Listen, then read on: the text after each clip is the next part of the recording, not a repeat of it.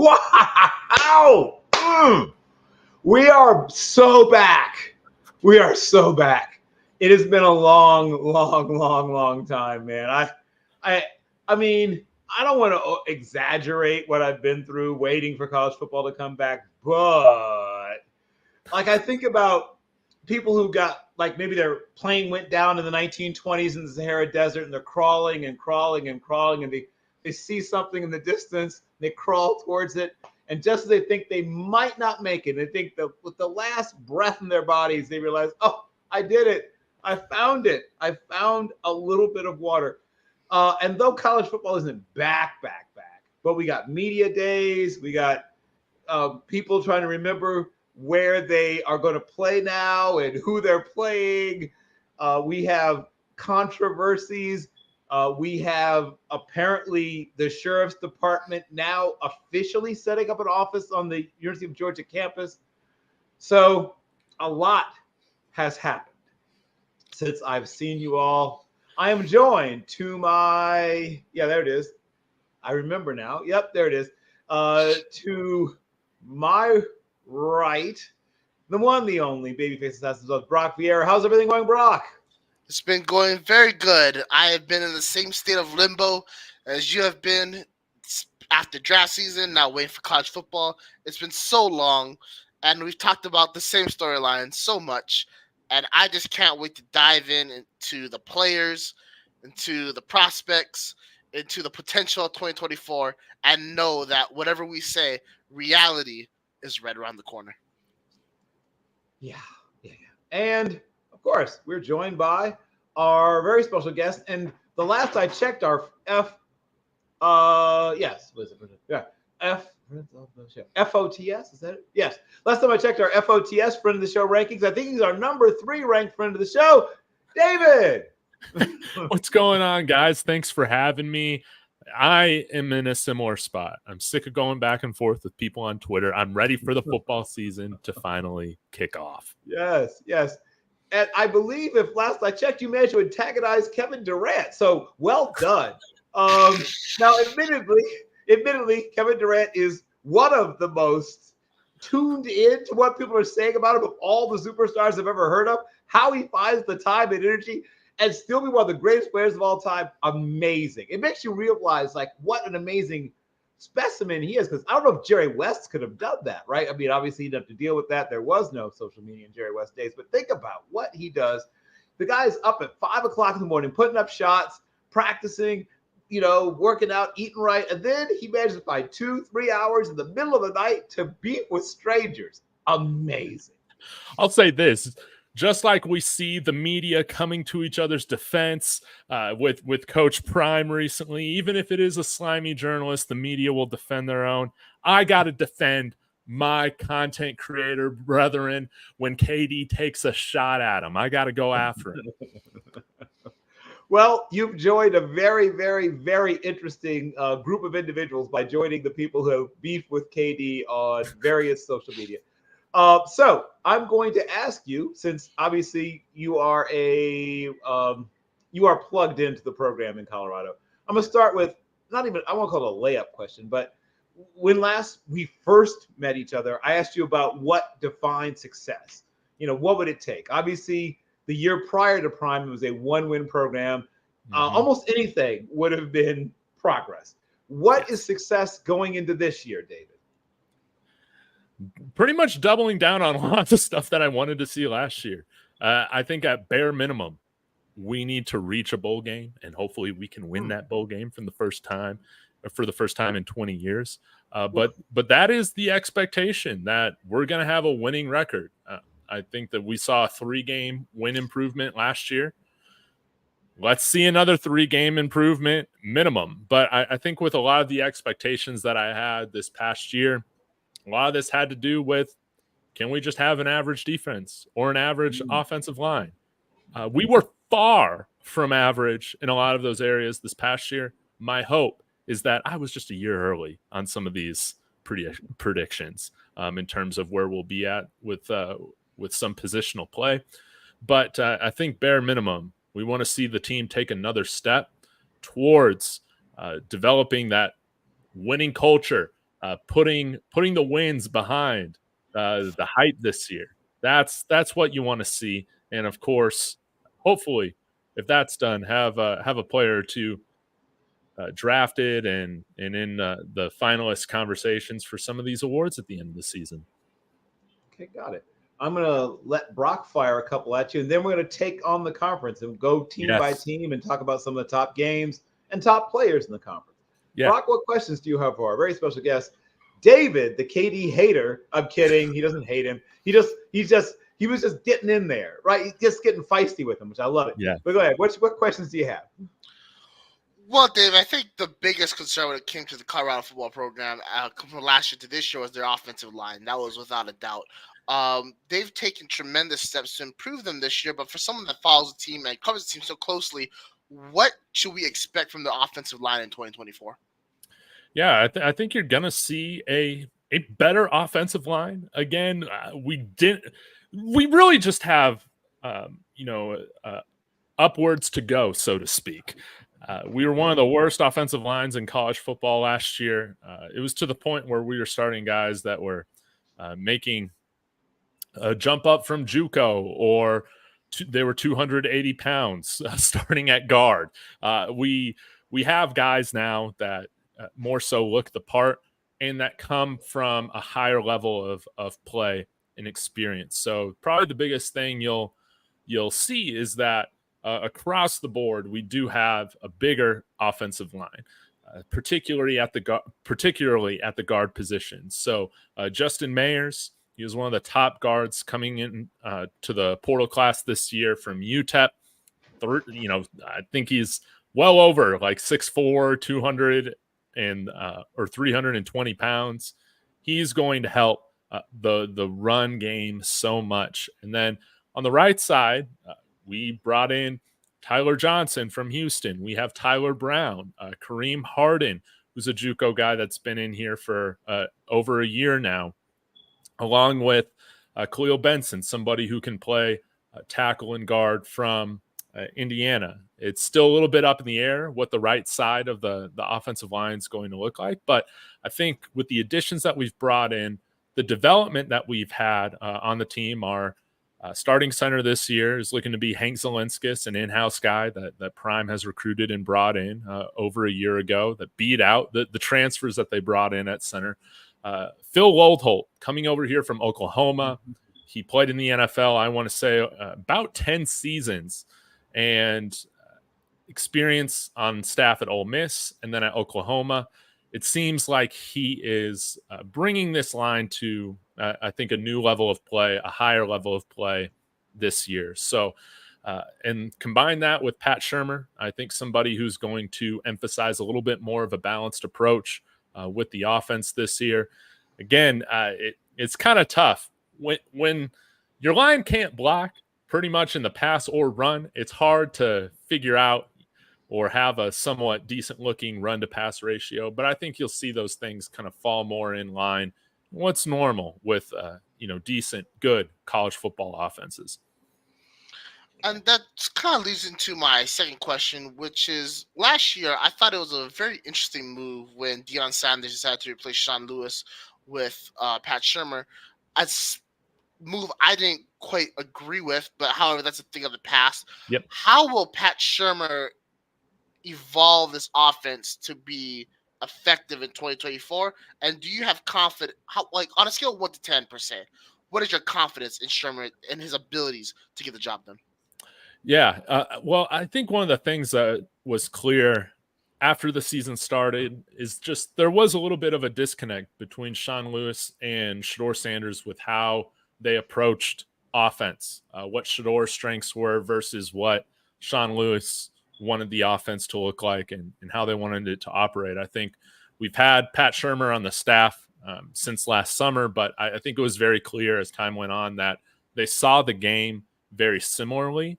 And so I think you're going to see the offense just look a little bit more functional. And I do think that while Pat Shurmur mainly throughout his career has been in the NFL, of course, I think that in some ways you kind of got to look at him with a fresh start, so to speak, because the college game is a little bit different from the NFL. But the biggest thing that I've tried to encourage my viewers or people who watch my channel, David Talks Buffs, with is that, Pat Shurmur, he's not an Andy Reid or Sean McVay, but I do think that he's competent.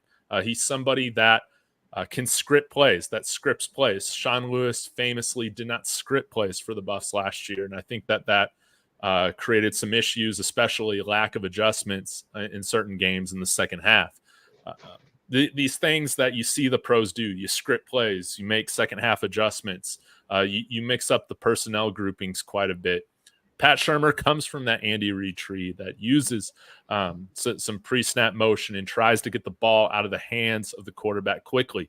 You saw what he's done with quarterbacks like Sam Bradford or Case Keenum in the past.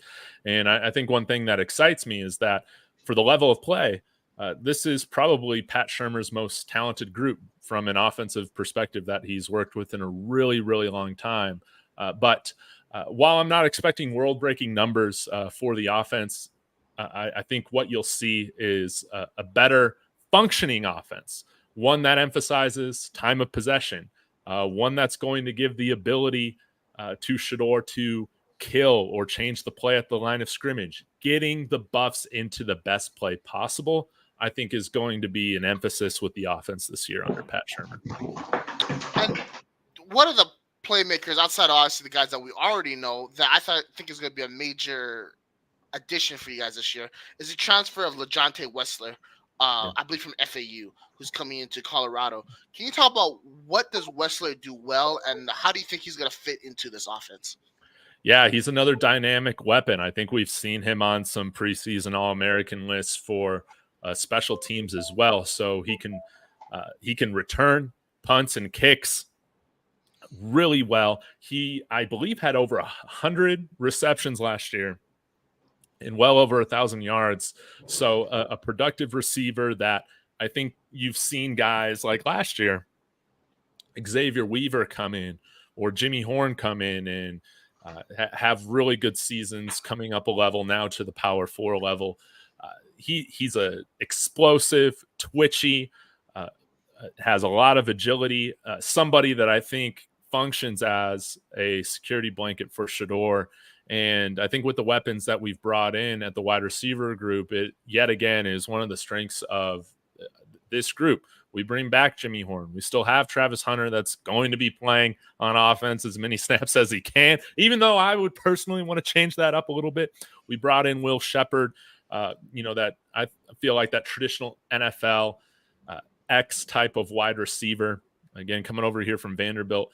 We got a lot of options here in the wide receiver group, and so it's going to be hard to double cover. And I could see LeJohntay Wessler as well as Jimmy Horn having a lot of success operating out of the slot for Shedeur this year.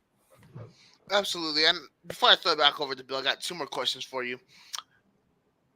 On the defense side of the ball, there's really no questions about the talent within the DB room, but one of the major concerns is that Colorado could not establish a pass rush last season. What steps have they taken this offseason in order to fix that, and do you think that they've done enough in order to build a consistent pass rush for the season? Well, that's my hope, right? That we got, at least two deep with some edge rushers that are able to disrupt the pocket like that.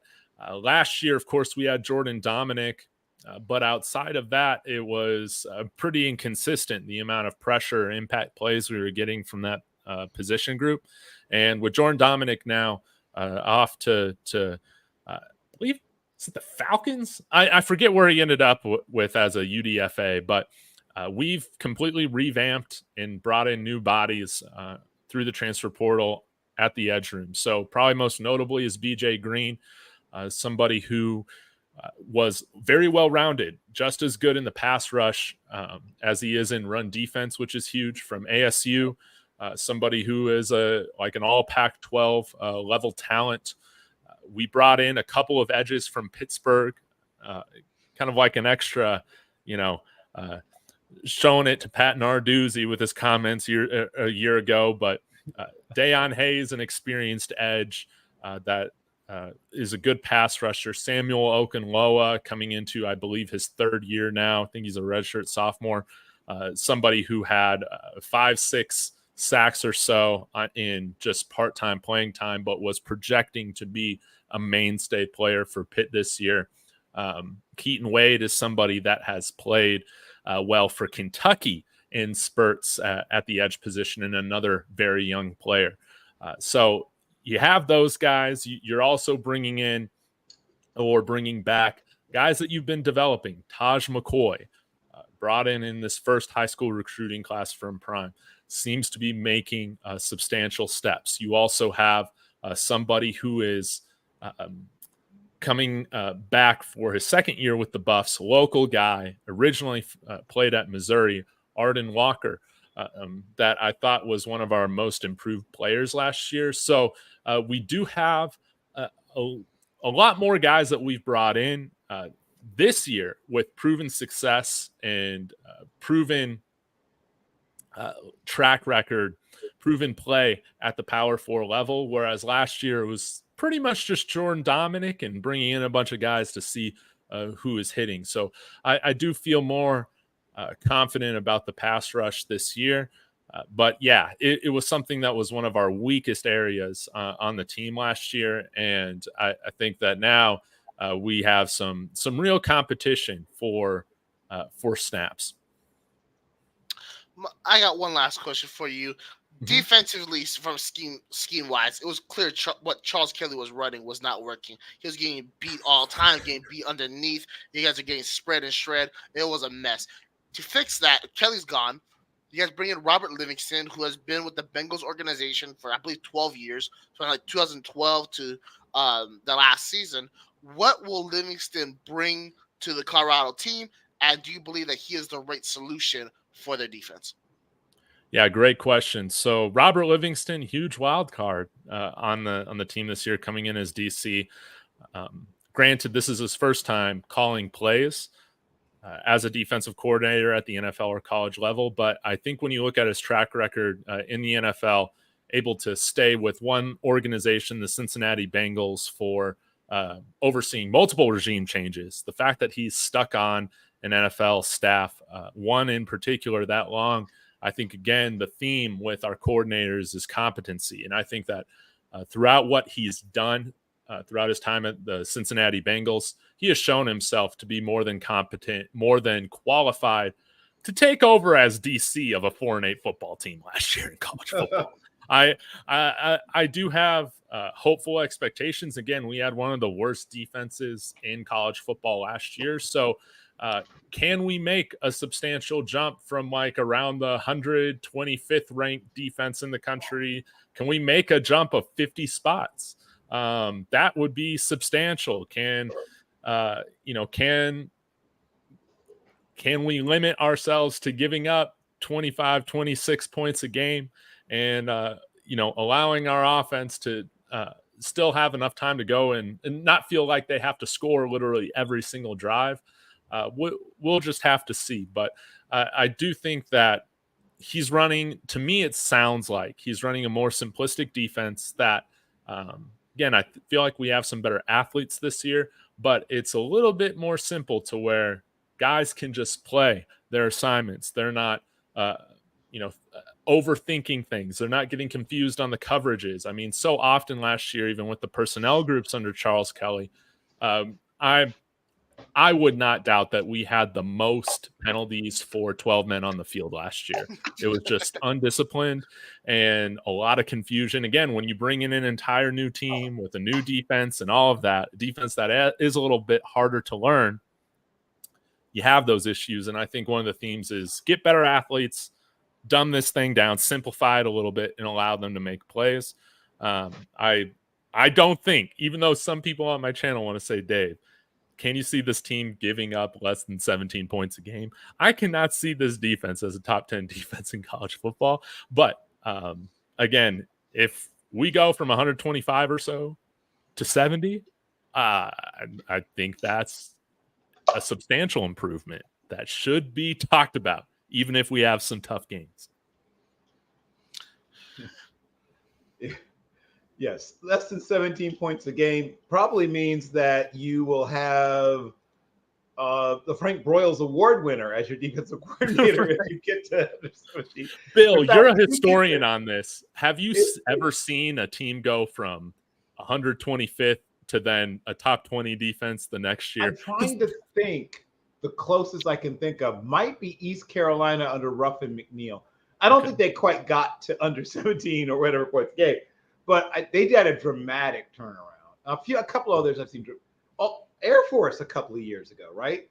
Right in your neck of the woods. Air Force went from being a not very good defense. I think the last 2 years they've been in the top 20, I think, in overall defense. I think they might have been in the top 12 or 13 in points per game. But yeah, 17. Yeah, you might want to back off from that as a prediction. Yeah. I'd say, how about you just add 10 points to that? There we go. I think that's reasonable. That is right. Under 27 is certainly reasonable. I have a couple of questions as well. So I will ask you some things about particular games. Now, obviously, you still have some traditional rivalries left, despite the things that have happened. And then I guess maybe you'll develop some new ones also on top. So I will walk through some of the teams that I'm looking at. So clearly Cincinnati, right? That's new. That's new in so many different ways. You'll get to go to beautiful Central Florida. That'll be interesting. Now you've got Arizona, which is a team I really like on the schedule this year. Oh, yes. That team. I wouldn't be surprised if Arizona ends up being a double-digit win team this year. I think they're one of the better teams in the country. You'll face Utah this year. These are sort of some of the teams that you probably are a little less familiar with. With And of 30-year-old course- Cam Rising, keep that in mind that you're going to be playing. Yes, against and of course, the old guard at quarterback. Right, and of course University of Houston as well. Of the newcomers to the conference, is there one that you are particularly interested, one, in seeing your team face, and two, maybe scares you a little? Yeah, great question. I think I've marked 7 games on CU's schedule that I view as more so toss-up games, if anything. Like, I could see them going either way. I think, again, a lot of it depends on how improved the line plays are for CU. We'll just have to see. But I'm very interested in seeing how they perform on the road, 2 time zones over in Orlando, Florida, against UCF. Contrary to some blue blood college football fans, I think Gus Malzahn is a really good coach, and I think he's going to get the best out of KJ Jefferson. And I could see UCF being one of those dark horse teams in the conference to make a lot of noise this year. I think another litmus test for how this team has progressed or developed, that being CU, is how we perform against Utah this year. Yes, they're coming back with Cam Rising. He's missed a year of football. Is he going to look the same after that just devastating knee injury that he had? We see some players bounce back from that. We see other players never look the same. How's Utah going to look at the quarterback position? I think that's going to be the key for their team, because you saw last year, you could say they were a quarterback away, and it was an extremely disappointing season. We're not used to seeing, Utah perform like that. So, also, Utah bringing in Dorian Singer, somebody who didn't really make a lot of noise from USC after transferring there from Arizona and being one of the best receivers in the country. Was it just the USC environment? Can he find his game back at Utah? We'll have to see. But I think my big upset that I have right now for CU is beating Utah at home. I think that this is finally the year we get the monkey off the back. But I don't disagree with Utah being one of the favorites with Vegas to win the championship. They've proved it. They've been the best team in the Pac-12 consistently for the last handful of years. And I think a lot of Big 12 fans, I guess, it's kind of funny to me. I still know the Big 12 teams or the Pac-12 teams coming over here the best, whereas the Big 12 fans and guys who cover beat reporters, all that, they know the Big 12 the best. And so I think I might be a little bit biased because I know those teams the best, but I do think Utah is in position to establish themselves as the alpha in this conference, as much as that might frustrate so many Big 12 fans. Kyle Whittingham has proven and done it. But what makes this really exciting is that you got a ton of teams that I think are right there where you can see scenarios, including my Buffs. I got to throw that out there. There are scenarios where my Buffs find themselves in a title game this year. Okay. Interesting. That's exciting. Now, there are some really, as always, some really interesting pro prospects in this particular conference. Yeah. There are some people who think that, Shedeur himself has a shot at being top 5. I think most people say top 10, but at least some people say top 5. And a few are saying the first player taken in the next draft. Yeah. The Big 12 has several other players that I think are really interesting. A guy that you'll get to see this year who I fell in love with back when he was still a Viking at Portland State is Cameron Skatebo, and now he's made his way to Arizona State. So everyone gets a chance to see him now. And he got on me for comparing him to like Danny Woodhead and such. And he said, like, why not be comparing me to white guys? It's like, you're right.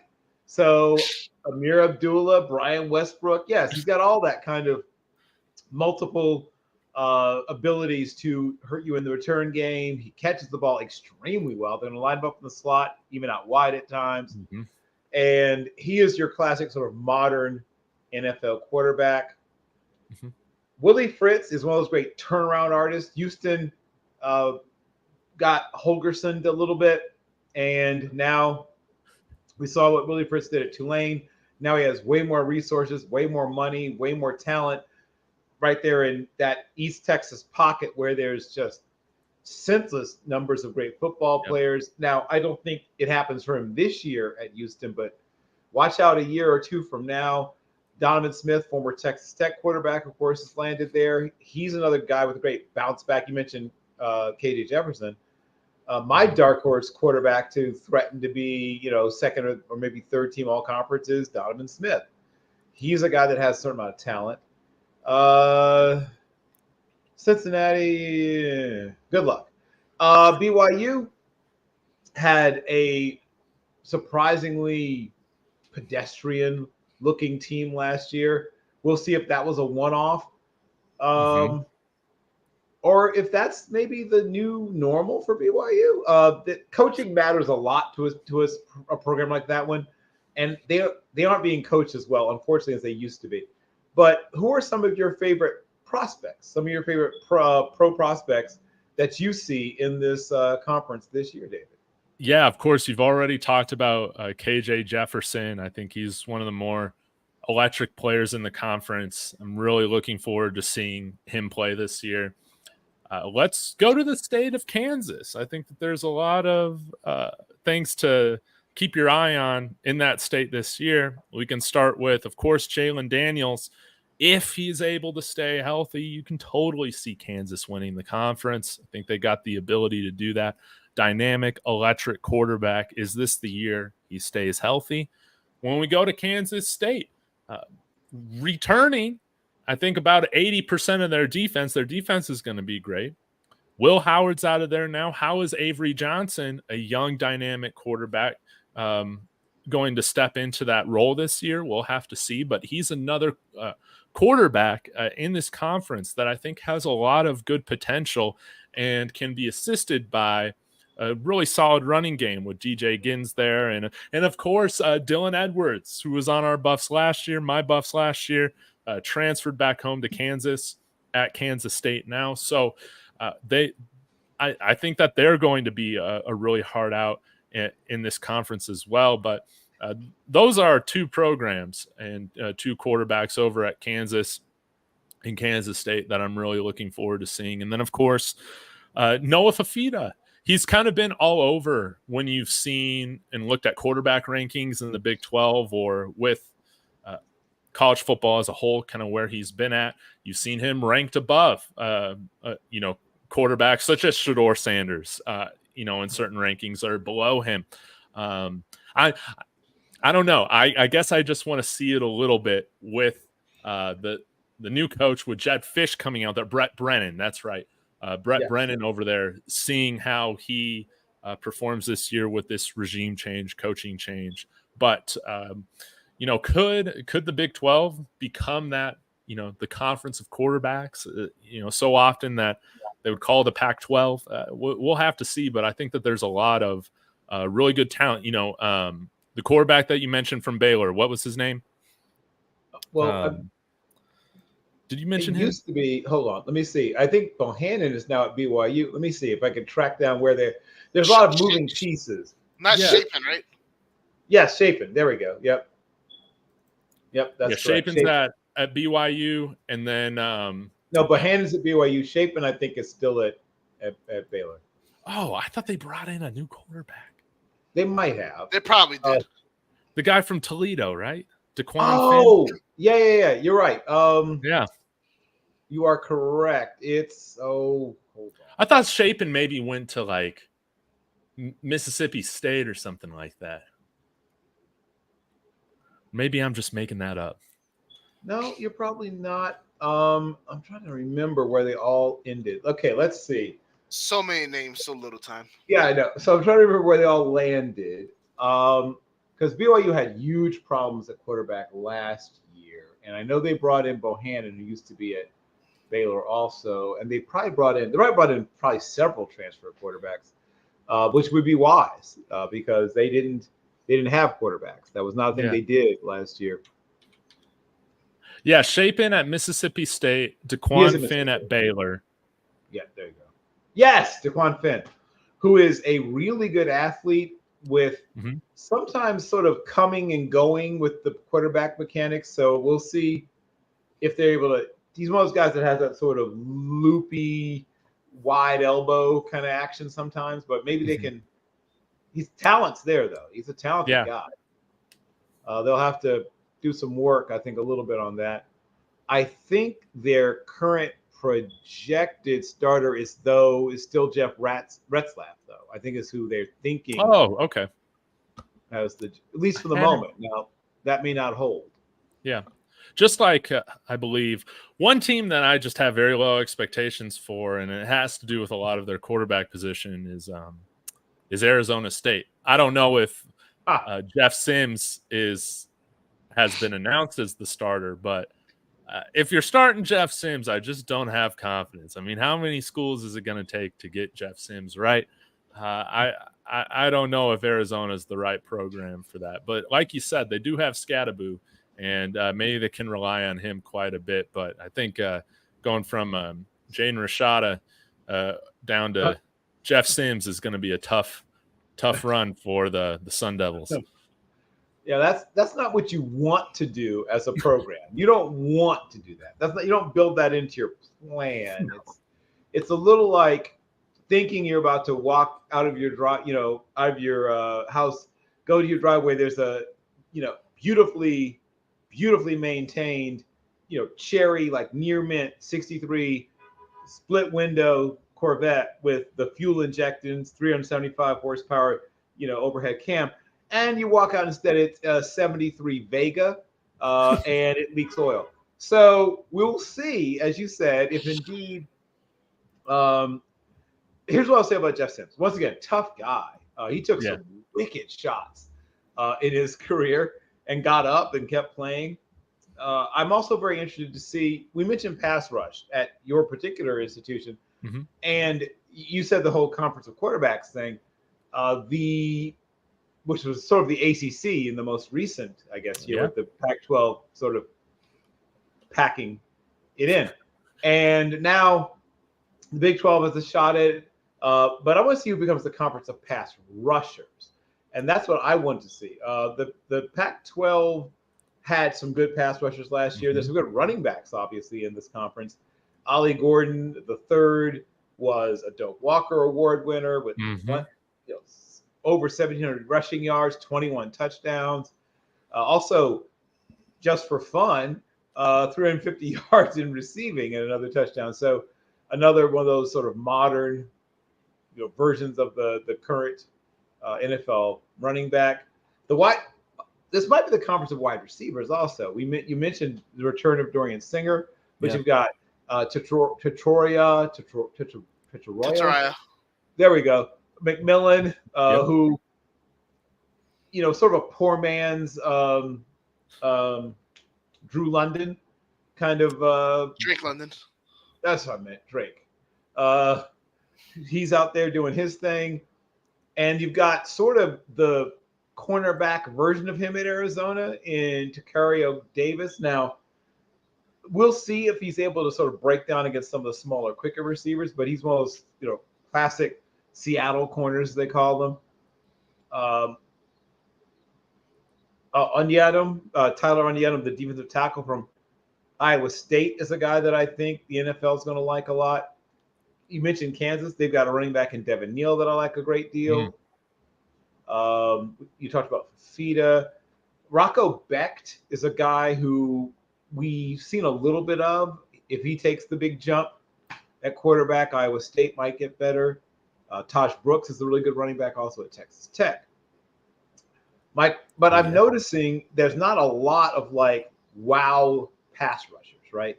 Steve Linton is a solid one at Baylor.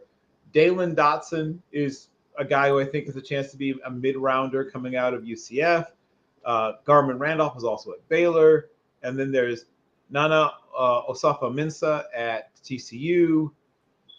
Who else is actually a pass rusher worth mentioning in the conference, though? That's not a lot. You know what I mean? There's some schools in the SEC that have that number of draftable pass rushers on their depth chart. So tell me what you foresee, not just from Colorado, but do you think there will be a pass rusher who emerges as maybe a day one prospect? Oh, wow. Man. Well, if I can speak to the Buffs, I don't think we have a day one guy in the edge group. Maybe BJ Green will go and get 15 sacks and maybe that changes, but one could only hope, right?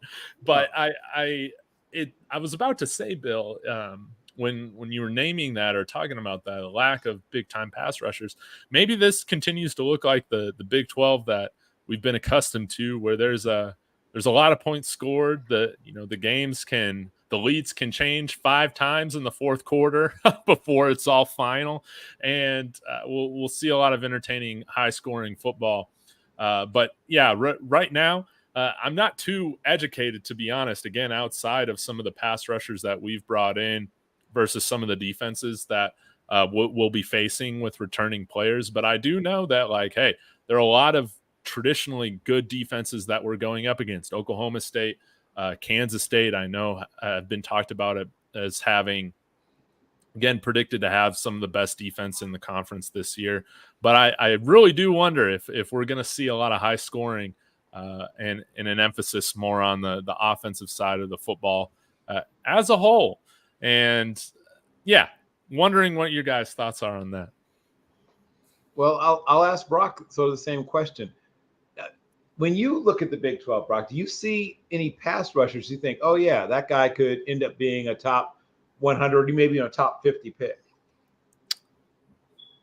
A few top 100s, maybe 1 or 2 guys that can go into the top 50. Grant, I can't remember his first name, from UCF, is the guy that I have kind of listed. Actually, now that I have you guys here, let me just pull up my list that I graciously wrote down to, not forget. So give me 1 second. Not a problem. Yeah. Turns out life is a lot easier when you write things down. Did not know that. Yes. Yeah. That's one of those great life lessons you can take with you any place. Yeah. It's just literally write it down. So I had, oh no, not Grant. Sorry, I apologize. Malachi Lawrence from UCF, and Jeremy Robinson. I don't know if that's the right spelling. For Kansas is guys that I have as up and comers. So we'll more like we'll see. But I would say my most solid guaranteed top 50 guys would probably have to be Jacob Manu from Arizona and Tyler Batty from BYU.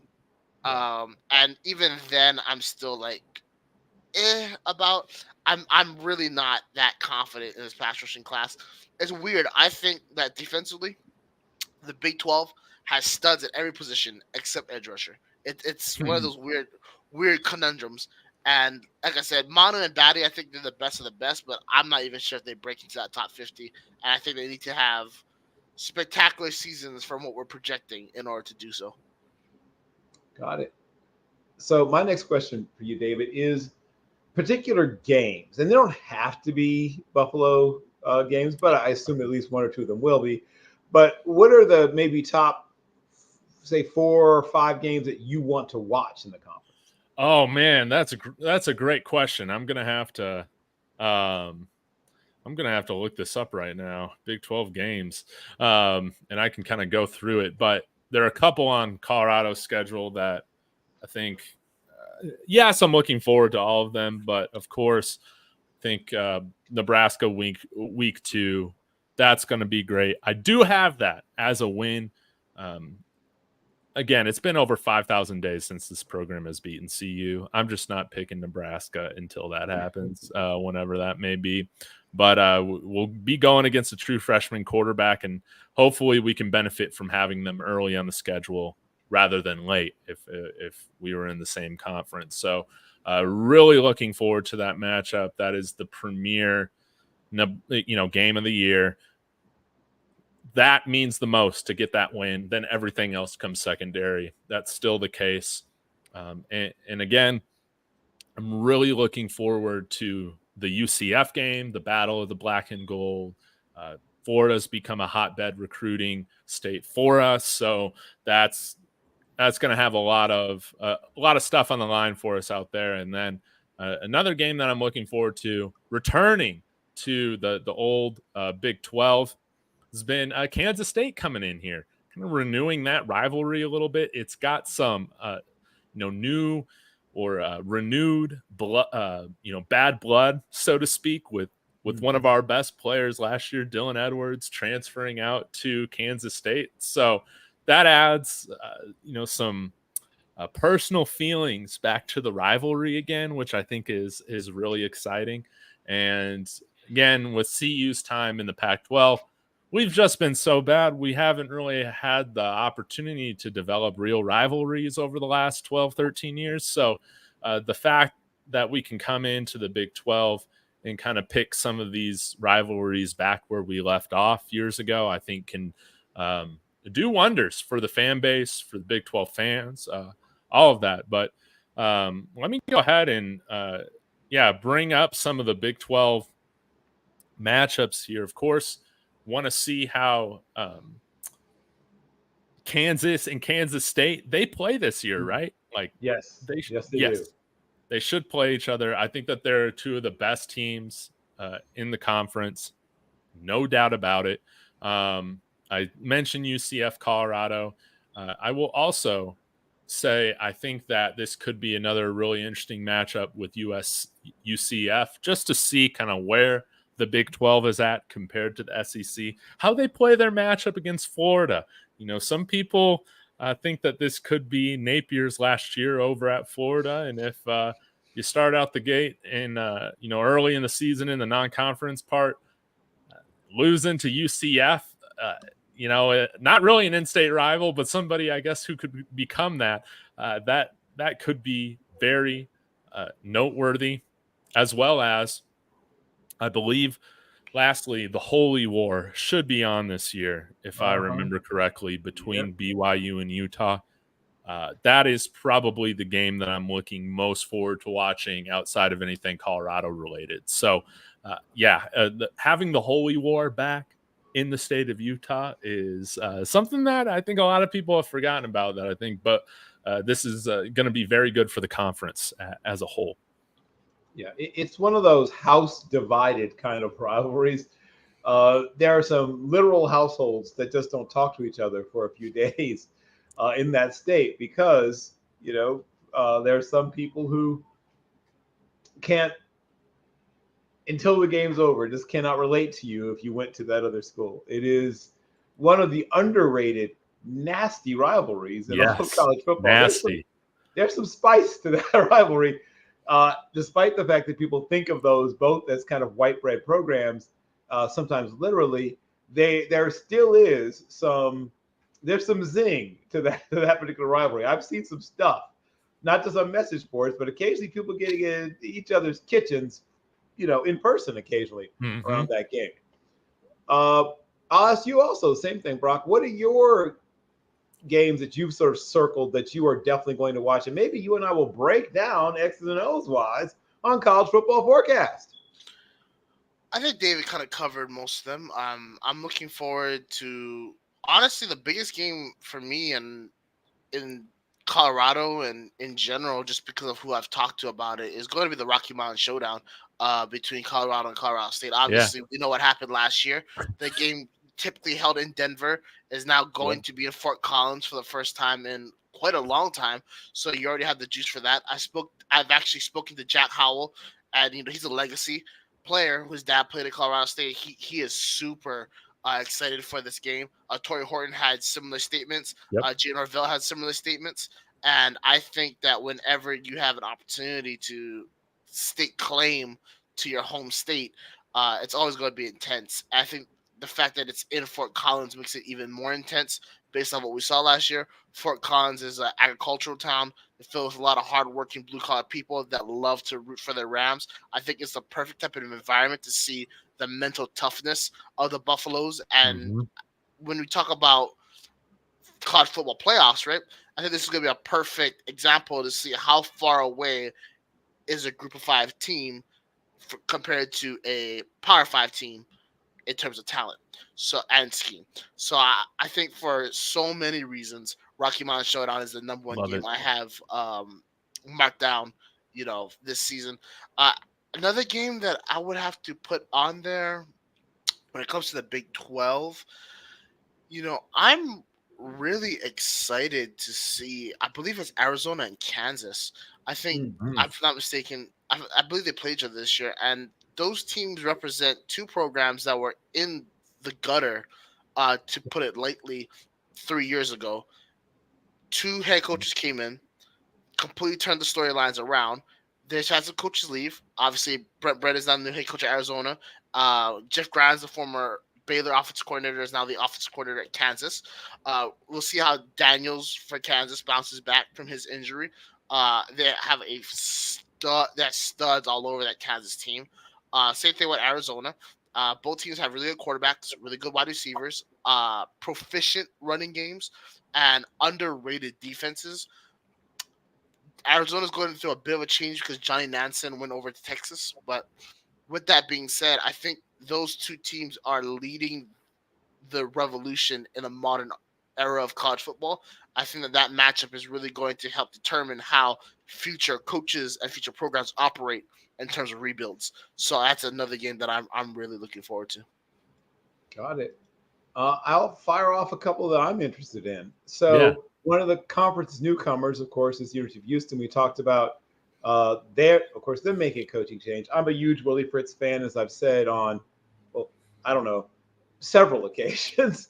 For anyone who's watched College Football Forecast, I've thrown good number of flowers at the feet of one Willie Fritz. I'll start with a non-conference game. I'm shocked that Brock didn't mention.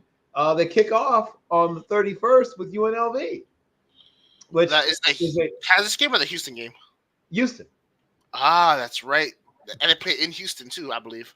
Yes, correct. So that, to me, it's a huge measuring stick for both programs. Yes. If Houston is going to get in position for a bowl game, that's kind of a win they need. And then obviously for UNLV, if they're showing everybody that, this is not your dad's or even your older brother's UNLV, though Houston might not be I guess technically speaking, they are a Power 4 or whatever it is, the number is, team, and a win there would be a big feather in their caps. Then I'm also circling the Houston game. The Oklahoma game against Houston.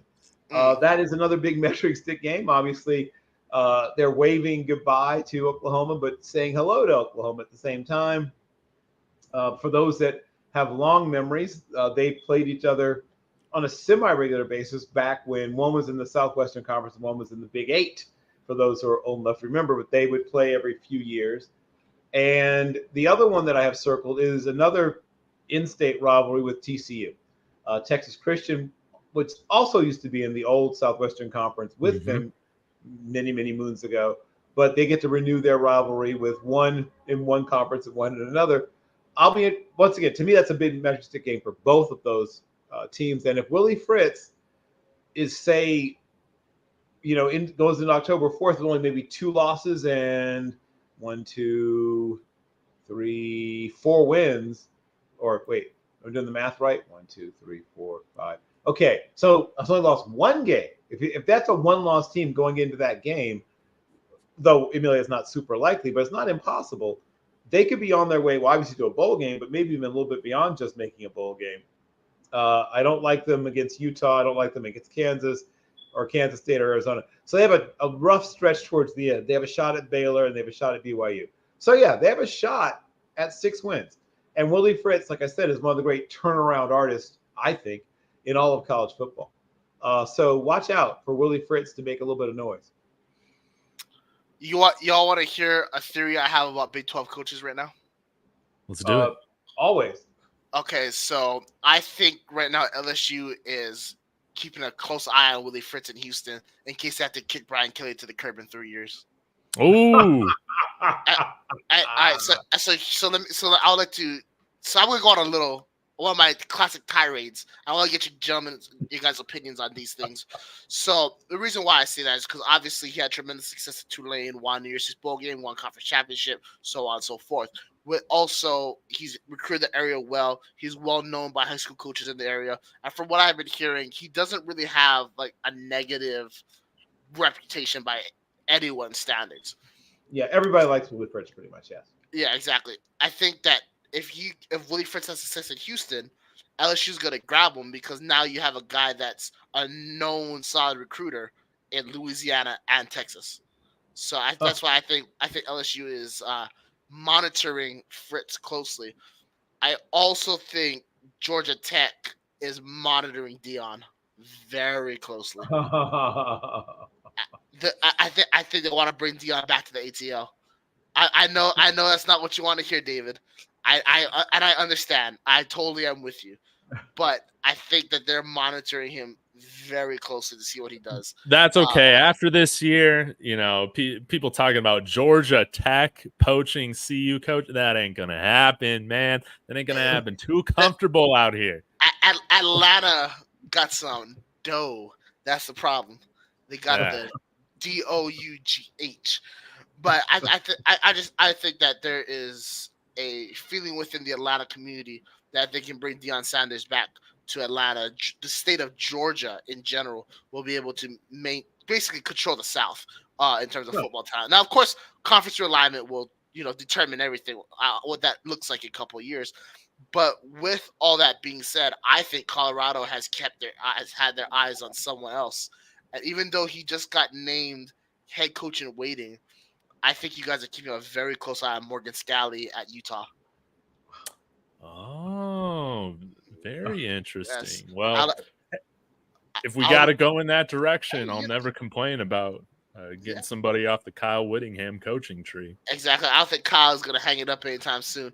My last kind of little tidbit that I want to, well, 2 actually, little tidbits that I want to throw out there is that I think a Power 5 team to be determined, probably from the Big Ten, is keying in on Chris Kleiman at Kansas State.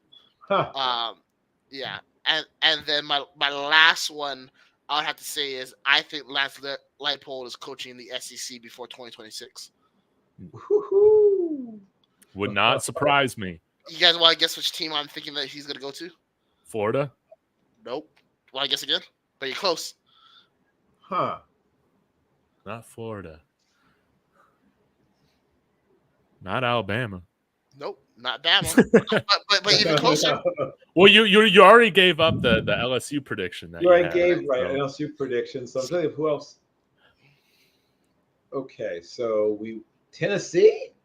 I mean, Auburn loves to roll through coaches. Hugh Freeze, we find himself in another scandal by then. Bingo. It's out. I think Leipold goes to Auburn before 2026. Oh, okay, got it. Yeah, I that doesn't sound crazy when you say it. yeah. Hugh Freeze losing to New Mexico State, I think, soured a lot of people, and they just hired Charles Kelly to be a defensive coordinator. So we already know what the Tigers' defense is going to look like in 2024. So I think they can him in 2025, and then I think they bring in Leipold. I love that. But I like to put my predictions for many years later out there here on August 11th, 2024. I want to hit on one or two more things, and then we will bid David adieu. So we talked about what success looks like. Yeah. If for some reason things do not pan out as hoped, how long we had the honeymoon last year, and now it's, did you remember to cut up the oranges for soccer practice here?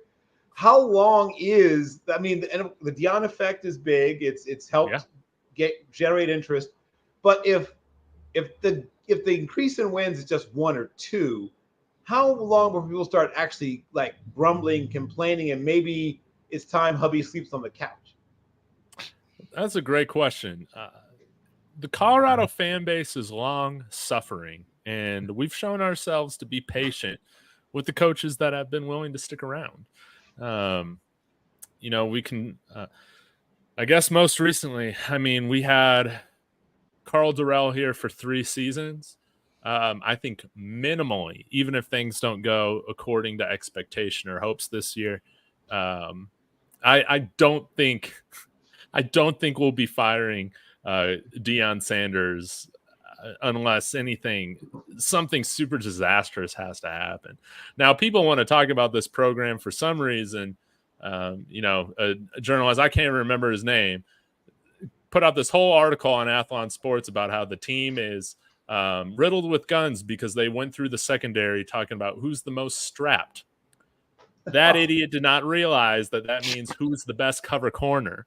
So we actually have 0 arrests on the team since Coach Prime has taken over, as opposed to Georgia. But anyways, this is not a dirty program that's being run. We have our highest GPA ever collectively as a football team under Coach Prime. And again, no arrests. So this has been a team that has performed well in the classroom, that has not been getting in trouble off the field. And when you have those 2 pieces of criteria met in college football, plus hopefully incremental winning, even if it only is a game or 2 an improvement, I think there's going to be Coach Prime is still going to be given the keys to build this thing how he wants. Again, that's why I thought that his pairing with Colorado was so unique and special, because we were allowing him control that a lot of other Power 4 schools weren't comfortable giving.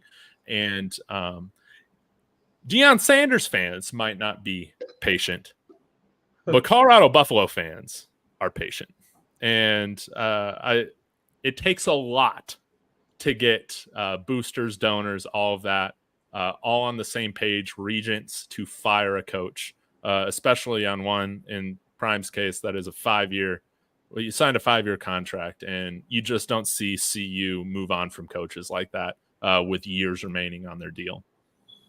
Yeah, and that's one reason you do sign a large, long-term contract, is to make sure you get the time to put in your culture, your coaches, your get your players together, which nowadays is different from the old days. Some people say it's easier because there's quote unquote free agency, but it also means that you're losing players more often too. Yeah. It's not just a one-way street. You're just gathering players. No, there's people also getting your players to go other places as well. You just mentioned Dylan Edwards.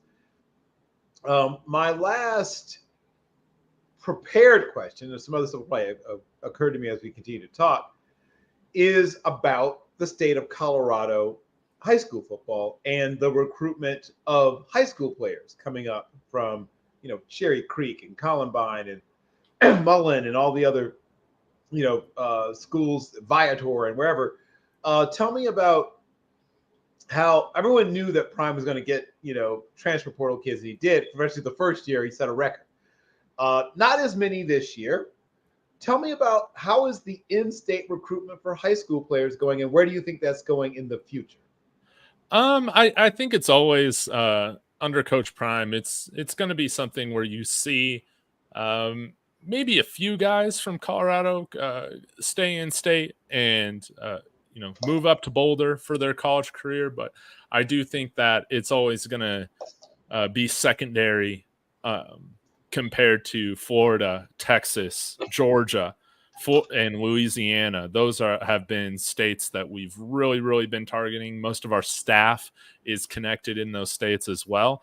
But again, Colorado high school football talent, it's pretty hit or miss from year to year.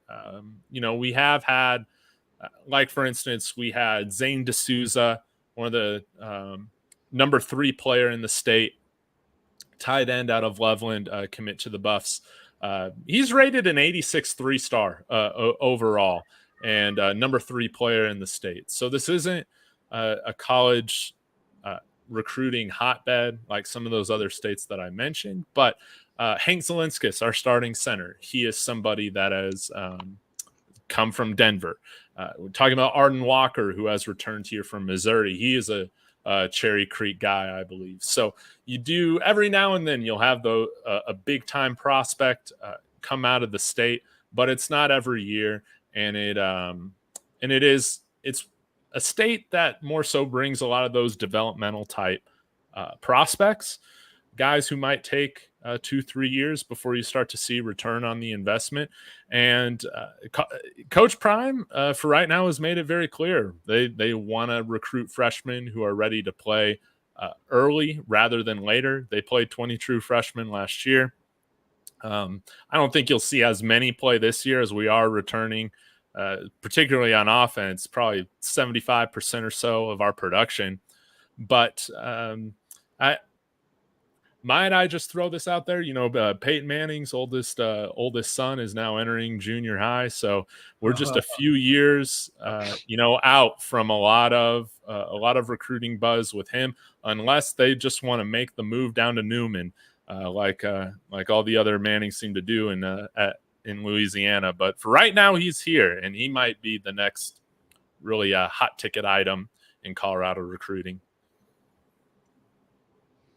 That's an exciting possibility. Yeah. Now, when you're recruiting like 8th and 7th and 8th graders, that's a tricky deal, obviously, for a lot of reasons. But we saw David Sills theoretically get signed to USC. I think he had 2 catches today on my Broncos. Yes. Like, it's funny, as the turntables will turn or whatever. But it was funny to see, this. I think it was a record at the time for the youngest player ever, a D1 program, at least I think any program that ever offered a football player. I think he was 12 at the time. But do you think as the program grows its in-state presence, and as you said, it may not be a hotbed of recruiting the way that California, Texas, Florida, Georgia, Louisiana are, even Arkansas, but you've got a couple of major population centers. You do have a couple of programs that do produce Division I players. Maybe once again, Nevada is obviously a state that's now put itself on the map as a recruiting hotbed. In fact, I guess that might be a good question for both of you to answer. Now that UNLV is becoming a place where they're starting to keep some of their in-state talent, which never used to happen at one point. All the good players in Nevada would end up in places like Oklahoma and Texas and USC. And now you see what they're doing. One is, I wonder if you might see a school like Colorado, which is not that far away from Nevada, maybe try to get some of that talent that's in Las Vegas. And then 2, is it possible that the rise of Colorado's college program might also, as sort of a trickle up or whatever direction would be effect, help Colorado's high school football to also raise its profile? I would absolutely love for that to happen. No doubt about it. And I think if you do have a premier football team in the state at the collegiate level, it's got to help. I think, especially now in today's age, where, for instance, Dylan Raiola, I think, played for 4 different high schools Yes. throughout his high school Correct. career. You see players change all the time, and I think that programs like Fowler Christian, Cherry Creek, they do have a lot to offer from that type of development. Heck, I mean, we even had Beckham Kritza, 4-star quarterback, roll out of Boulder last year, ended up committing to Penn State. So, from every few years, you can get a really good prospect coming through here. I do know that, and I feel like it will be the case for Colorado if they are going to return to national prominency, making now a college football playoff, just like they did under Coach Mack years ago when they won that national title in 1990 against Notre Dame.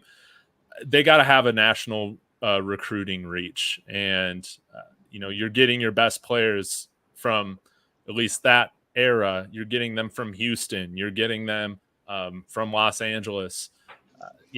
Like all over Texas. That has to be the primary strategy for CU. But if a guy like Christian McCaffrey comes up, they cannot allow a prospect like that to go out of state again. And I think with Colorado, and as long as things continue to work their way up, you're going to see us be able to hold on to those guys that put themselves on the map in terms of the top 200 or 100 players in high school football. Okay. That is the last of my questions. Brock, do you have another question for our amazing host, guest? There it is, Mr. David Neal, a.k.a. David Talks Bucks. Yeah. I got one last question for you, man. What is your floor and what is your ceiling? No. Step back. Let's get more specific. What is your prediction on wins and losses this year for Colorado? Okay. And then follow-up question on a percentage-wise, for 50 being halfway, of course, 40 being less than confident, and anything but 50 being more confident. How confident are you that Colorado can make the CFP in 2024? I'll probably give it like a 20% making the college football playoff. There's always right now, I feel like the Big 12 is the conference of parity. I think that there's a lot of teams that could emerge as champion. I could see scenarios happening all over the conference with that. But right now, as I opened up with, I think I was just a year too early with a lot of my hopes. So I'm just going to double down on my record prediction last year. I had them going 8-4. I think this year I could see a 4-game jump this year with us going from 1-11 to 4-8 to hopefully 8-4 this year.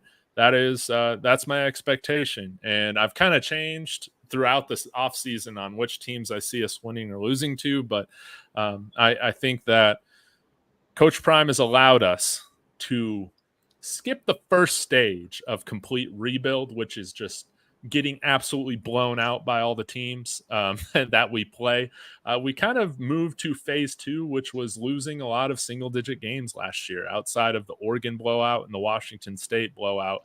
The year previous, our average margin of loss was close to 30 points in 2022, and that was significantly decreased last year, where we saw most of the games decided by one possession or so. So I think you will see Colorado winning some more of those close games this year. That's kind of the third stage in my college football rebuilding stages. Stage 3 is you win some more of those single-digit games.